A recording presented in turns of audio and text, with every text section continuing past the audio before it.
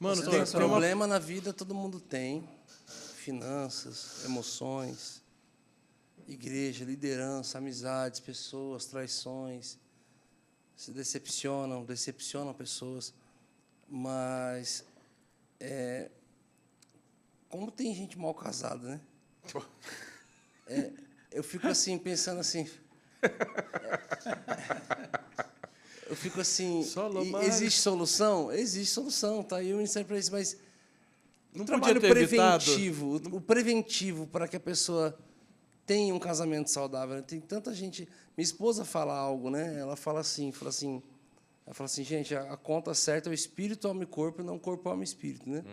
Então, fala assim, então, primeiro ali precisa conectar no espírito, né? Precisa encontrar alguém que espiritualmente você te atraia. Tipo assim, você fala, cara, eu conheci alguém que ama o Senhor mais que eu vou ser a segunda pessoa na vida dela. Eu conheci alguém que o espírito dela queima pelo Senhor. Depois de uma fase de namoro, ali, noivado, ali, é um alinhamento de alma. Não adianta um querer Wall Street e outro querer a África. Então, tipo assim, é um alinhamento de alma, de desejo, de paixões e vontades. Então, no casamento, aí é um alinhamento de carne, onde se torna uma só carne. Só que hoje a conta toda começa primeiro na carne, para depois ver se tem espírito e se tem alma. Esse é o grande problema, esse é o grande problema. Cara, é o seguinte, eu sempre tenho dito para as pessoas, o que você não entende, você não domina, não é? Você não controla, você... a maioria das pessoas se casam e não sabe o que é casamento. Você casou por quê? Ah, eu casei. Porque todo mundo casa, né, meu? Que eu gosto dela. Eu gosto dela. Não sabe o que é casamento. As pessoas precisam entender, primeiro, casamento é uma escola. É uma escola da renúncia, é uma escola da humildade, é a escola do perdão, é a escola do caráter. Se você não entender que você se matriculou em uma escola para aprender a ser o que você nunca foi, você não vai chegar a lugar nenhum. Eu nunca fui marido, pô. Eu entrei na escola para aprender a ser. A minha esposa nunca foi esposa, ela entrou na escola para aprender a ser. Agora, ninguém faz progresso nessa escola se não tiver a humildade para reconhecer que não sabe. Eu sempre tenho dito o seguinte, Jesus falou assim, ó, todo aquele, pois, que ouve estas minhas palavras e as pratica, compará-lo-ei a um homem prudente que edificou a sua casa sobre a rocha. Rocha são os princípios ensinados por ele no capítulo 5, 6 e 7. E quando ele começa a ensinar os princípios, ele começa com o quê? Bem-aventurados humildes.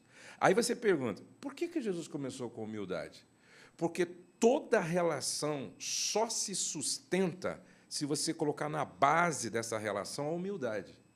Jesus não começa bem-aventurados mansos, nem bem-aventurados pacificadores, nem bem-aventurados que têm fome e sede por justiça. Ele começa com humildade, porque a humildade é a raiz que alimenta todas as outras virtudes.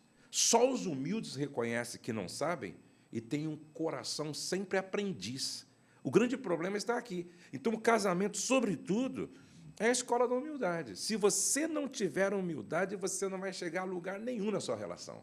Porque os humildes reconhecem que não sabem, os humildes querem aprender sempre com aquilo que não sabe com o outro que sabe, os humildes reconhecem o valor do outro, os humildes reconhecem suas falhas. Então, o casamento é uma escola da humildade, a escola da renúncia, a escola do caráter, a escola do perdão. A maioria casa sem saber o que é casamento. Segundo, o casamento é uma sociedade.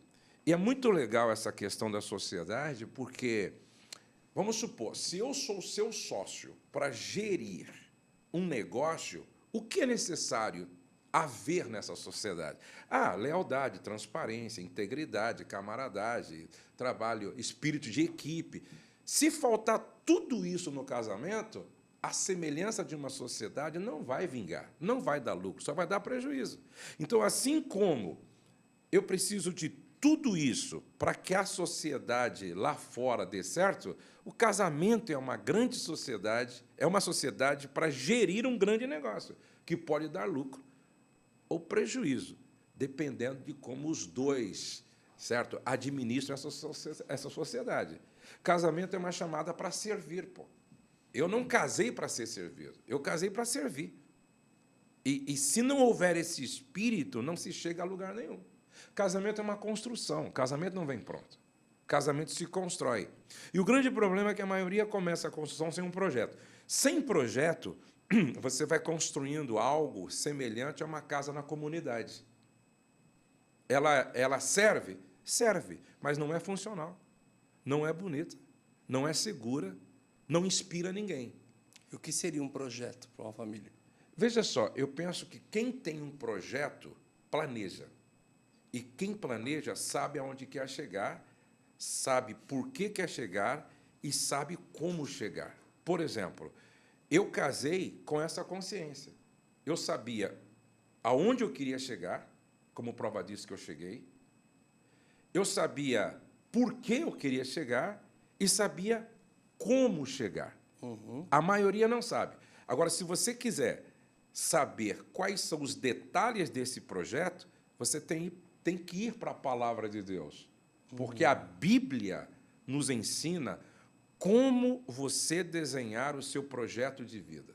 É porque enquanto o pastor estava falando isso, eu fiquei aqui me perguntando, né? Falei, uau, se o padrão de projeto for pessoal para cada família, vai ser um projeto para todo mundo, né? Tipo assim, todo mundo vai planejar o quê?